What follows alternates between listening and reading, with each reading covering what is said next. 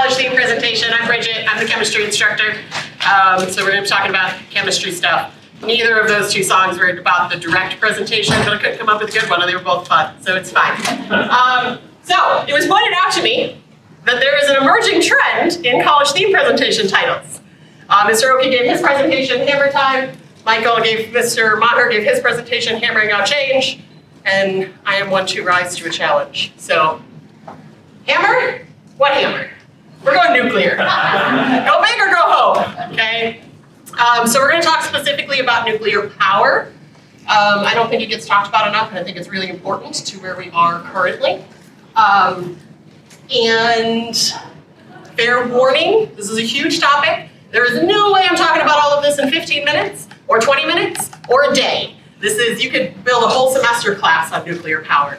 So we're gonna do my best to cover the basics, maybe spark your curiosity and break some of the bad notions you might have about nuclear power, okay? So why are we talking about it? Nuclear power makes up about 20-ish% of our energy generation in the United States. I actually think 2022 was actually 18%. The only two power sources that outpace nuclear, coal and natural gas, both of which we are trying to get away from, okay? And when I say natural gas outpaces nuclear, I mean natural gas is at like 19%.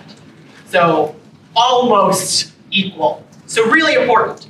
Also really, really important to us as a state. Illinois has more active nuclear reactors than any other state in the United States. We produce more nuclear power than anybody else in our country. The United States as a whole produces more nuclear power than anybody else in the world. But locally, super important. We have a nuclear generating station up in the Quad Cities. 2 nuclear reactors on the Mississippi River up in the Quad Cities currently running. So not really the backyard, but pretty darn close. Okay, so important to us, right? There's our power generating. We outstrip Pennsylvania by quite a bit, okay? All right, so we're gonna talk nuclear. What is it? So nuclear chemistry involves changing the nucleus of an atom. And if you see my little comic representation of the atom here, the nucleus is that circle in the middle. The nucleus is the identity of the element, okay? In most of your chemistry classes, if you are currently in a chemistry class with me, one of the fundamental principles we talk about is that you don't change the identity of the elements. What you start with is what you end with. If you start with carbon, you're gonna end with carbon. If you start with oxygen, you're gonna end with oxygen. Nuclear is like, no thank you. We are gonna throw out the rule book, and nuclear is all about changing the identity of the element. And that process is really, really energetic, which we like in this context. In this context, right? In a nuclear power conversation, we really like an energetic change. So the base reaction that we deal with in terms of nuclear power is nuclear fission.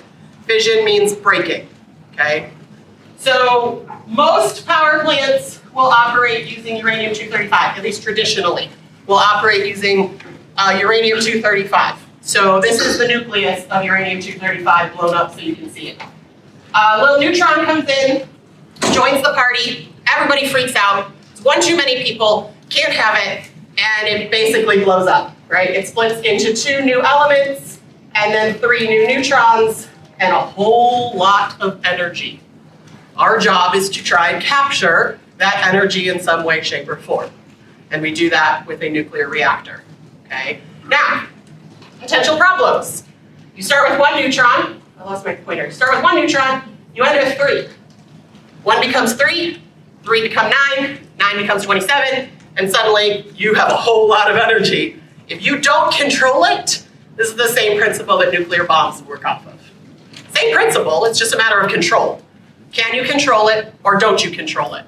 And the control comes from how much of this stuff you have.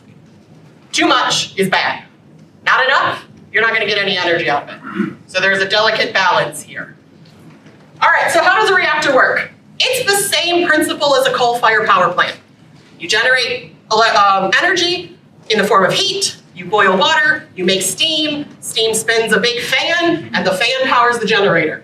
Same principle, the difference is how you're creating that heat. Coal, you're burning it. Nuclear, you have fissionable material is the official word. Okay, that's your fuel.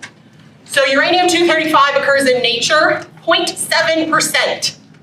So if you go out and pick up an atom of uranium, 0.7% chance it's the right one. Nuclear fuel for a reactor needs about 3%.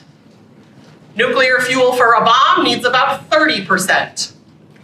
Okay, so vast differences in the amount of stuff.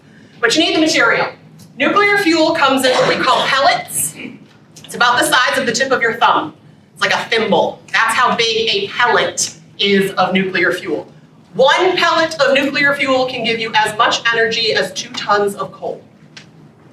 That's how energetic this is, which is why it's super important that we're talking about it. I understand why we don't talk about nuclear, right? We frame our energy conversation, carbon emitters, renewables, right? That's usually the conversation. Carbon emitters, solar, wind, renewables. Nuclear is actually neither of those things. It does not emit carbon, but is not technically renewable. So it somehow falls right in the part we're not talking about, okay? But the energy output is massive. So fissionable materials key. Nuclear reactors need what's called a moderator. So those neutrons that come out are going real fast. They're going too fast to do anything. They actually need to slow down before you can have a reaction occur. The moderator slows them down. Most of our traditional reactors are water moderated, for now. Coolant, if you're making heat, you gotta cool it. If you have too much heat, you're gonna start melting things. And in a nuclear reactor, if you start melting things, it's bad. It's all bad, right? We need a coolant. Traditionally, also water, which is why nuclear power plants traditionally need a large source of fresh water, okay? Control rods, this is the literal control piece. It's the brakes on the car, okay? The control rod's job is to absorb those neutrons. So instead of getting 3, you have control rods to absorb 2. So you no longer have an exponential curve, you have a linear curve or something similar. And if you want to shut it down, you put the control rods in and they absorb all of the neutrons, okay? And it is literally like sliding into place. It's like a hand-in-glove thing. They're both rods and they just slide in between each other. And then safety, you need some containment system, generally a concrete building. Also happens to be the piece that Chernobyl was missing. All right, I did it yesterday, I have to do it again, for the students particularly. If I say Chernobyl, how many of you have no idea what I'm talking about? That's fair, and the number grows every year. And for those of you that didn't raise your hand, I'm curious if you don't know and you just don't want to tell me you don't know. It's fine, okay? 1986, there was the largest nuclear disaster we have had occurred at the Chernobyl power plant in the Soviet Union. So when I say that, that's what I'm talking about. But again, it's every year, less and less students know about that. But the containment piece was missing for that particular reaction, okay? So why do we want it? Why do we talk about it, okay? It's really energetic and it's really good, okay? We have this thing called a capacity factor. Capacity factor basically tells you how often your source can run at full power. So if you run a nuclear reactor for a year, 92.5% of the time that reactor is running at full power. About 40% of the time a coal power plant is running at full power. That comes from how it's refueled. Nuclear plants are designed to not have to touch it for like 18 to 24 months. You basically set it and you let it go. You're monitoring for safety, but you're not refueling every couple of weeks, couple of months. The fuel lasts about 2 years before you have to cycle it in and out, which means it gets to run without really any issues, okay? Once it's up and running, it is really low maintenance. I mean, you're monitoring for safety, you're doing basic maintenance things, there's a lot of moving pieces, but the reactor itself just kind of goes. You don't have to do much with it, okay? And it doesn't cost a whole lot to keep it going when it's going. Once it's going, key point. And then there are no carbon emissions from the plant, which is huge. Specifically from the plant, because there's carbon emissions and everything, but from the plant, no carbon emissions. That big white cloud is steam. It's water vapor. It is not smoke. It is not burning anything. It is not carbon. It is just steam. All right. I like them, but God knows they're not perfect, okay? We do have to mine uranium ore. It's just a fact that it comes from the ground. We have to get it out of the ground. We mine it, okay? Just not great, but we have to do it. Cheap when they're up and running, not cheap to get up and running. They are super expensive. Tens of billions of dollars to build a nuclear power plant, and a long time to build a nuclear power plant. It's not cheap, but you get it up and running and they last. We're still on our first cycle of nuclear power plants, so 60, 80 years, something like that. But it's a problem, okay? They do require a large source of fresh water. You can't use salt water because it's super corrosive, so it's not like you can't plop them on the coasts and use the ocean. You can desalinate the ocean, you can take the salt out of it, but that's another energy requirement, okay? And then they do produce waste, just not carbon waste, but it's uranium waste. Better or worse, that's for you to decide. But they do produce waste. About 96% of the original uranium is left in the fuel, okay? The good stuff, the energy stuff, has been reduced to less than 1%. So you've depleted your energy producer, but the rest of it is still there. About 3% in waste products, 1% plutonium. To be fair, we were really bad at this. Really bad at this when this started. We buried this stuff in places we probably shouldn't have buried it. You probably have heard news stories in the last several years of finding or problems with nuclear waste or moving nuclear waste or what are we doing with nuclear waste. We're getting there. We're getting better. We're solving problems all the time. We have a refining system in place. We can take that fuel that has 96% of the original uranium left, break it down, extract the plutonium, extract the uranium, and reuse it in a future fuel cycle. So we're getting better. And we're getting even better when we have new reactors coming online that can actually run on that waste. Some of it can run on the waste as it comes out. They're in development as we speak. So we're always problem solving here. Yeah? I know there was a company that's starting up where they actually want to do is they take their regular coal factories and they put a nuclear power plant. Yep. Coal plant. Yep, that's coming up. I got you. We're going to talk about it. I didn't know. Yeah, we're going to talk about it. So recycling waste is the big solution that we can work through. New types of reactors, and I swear that could be a whole semester class just on the 6 new types of reactors that are being developed. There is a worldwide association for nuclear power that is developing these Generation 4 reactors, is what they're called. All of them offer some improvement. None of them are, again, going to solve all of the problems, but they're going to solve a lot of the problems. Some of them, again, run on that waste. They're safer. They're cheaper. Okay. The one we're going to talk more about are these small nuclear plants. All right. Small, so they're cheaper, which is great, because who wants to spend $15 to $20 billion to build a power plant? Small nuclear reactors are much cheaper, and they can put them in places they wouldn't normally go. So smaller is just a physically smaller footprint. This is not our first foray with small nuclear reactors. We've actually been using them for a while. It's just a matter of how we've been applying them. We powered submarines with nuclear power, merchant ships, spacecraft we power with nuclear stuff. Okay, and it all has to fit, right? We can't put a whole building into a spacecraft. Weather stations and light buoys for sea navigation, all of those are powered by small nuclear reactors. There's just not enough power to supply it to the grid. So it's an application issue, is what we've been working on. And I say we've been working on it, and we got it. The first small modular reactor was approved by the Nuclear Regulatory Commission in July of 2022. And they are working on the first site to put this in Idaho. And it's supposed to be up and running by 2030. It's no longer theory, we are in practice mode. The company is NuScale and UScale. Their design is about 1/3 of the size of a traditional reactor. I just actually looked it up. It is 76 feet tall and 15 feet in diameter. It's a tall, skinny cylinder. That's one little module. One little module can generate 77 megawatts of electricity. And without context, you're like, I don't know what that means, okay?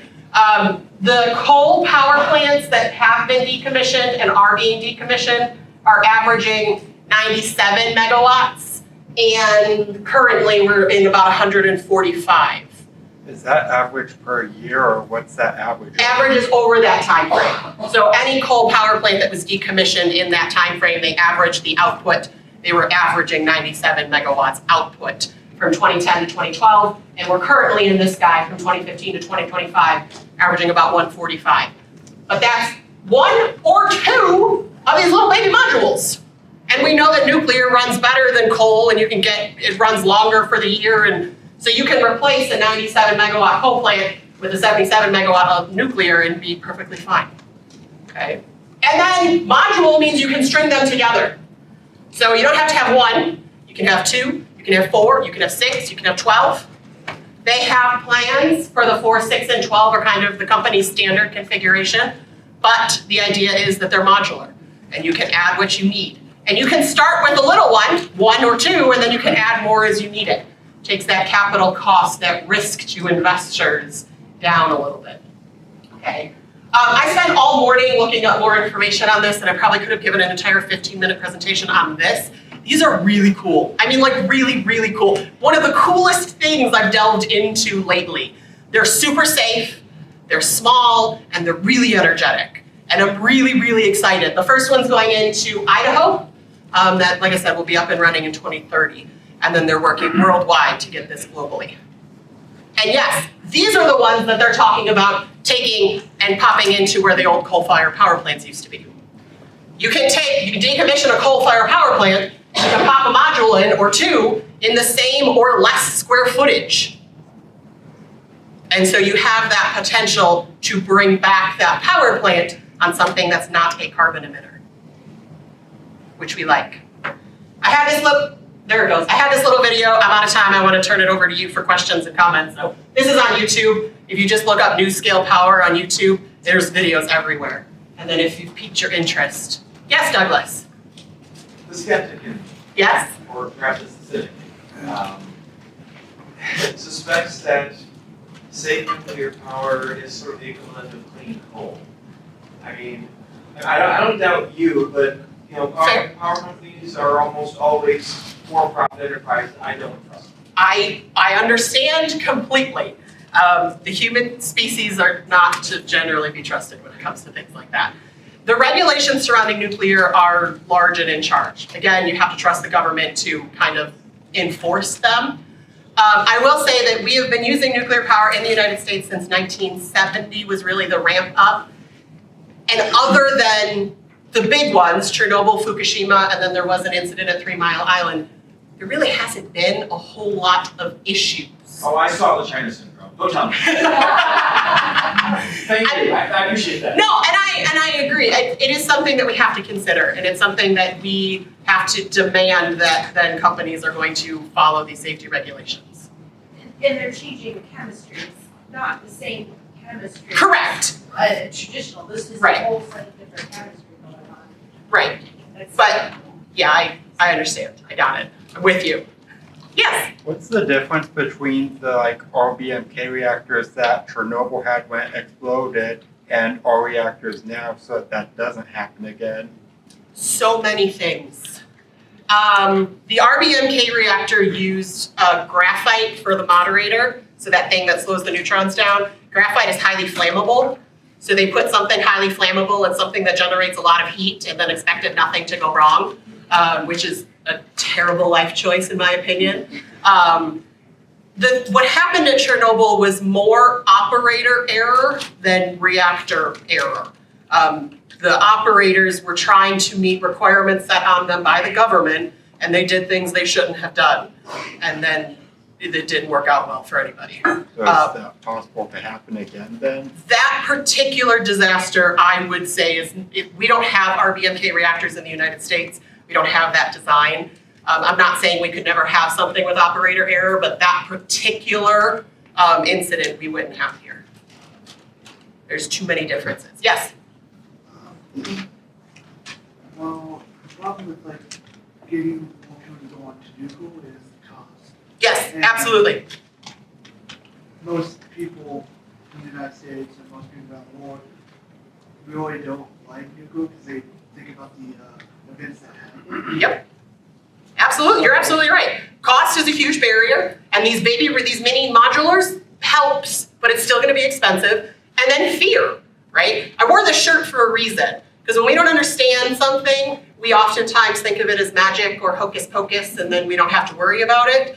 And when you don't understand it, it's easy to be afraid of it, right? And generally, people are afraid of, they're like, oh, nope, not doing it, not doing it. Don't want that in my backyard. And another thing is basically companies are liking coal because it's so cheap and Correct. so, so easily, you can find it pretty much Yeah. anywhere. There's a reason coal is 40% of our energy production, for better or worse, and it's for worse. We're out of options. We have to get off of it. And this is, the conversation is usually solar and wind, are they going to be enough? Well, no, not on their own, probably. We need something, and this, I believe, can be the something extra, okay? This, again, we've only been using nuclear since about 1970, okay? The first self-sustaining nuclear reaction was run at the University of Chicago in 1942. This entire thing is not even 100 years old yet. We're reaching the end of the first kind of iteration of nuclear power. And when have we ever gotten something right on the first try? It's just really hard to make a change when it costs $20 billion to build the building and also like 10 years. So we're working on it. I think that this is in our future. It's not going away. And I'm really excited about some of the things that are coming down the pipeline of it. I'm out of time. But if you want to stick around and ask questions, by all means, please do. QR codes are on the walls and surfaces. Scan them to make sure your teachers know you were here. And have a wonderful rest of your day.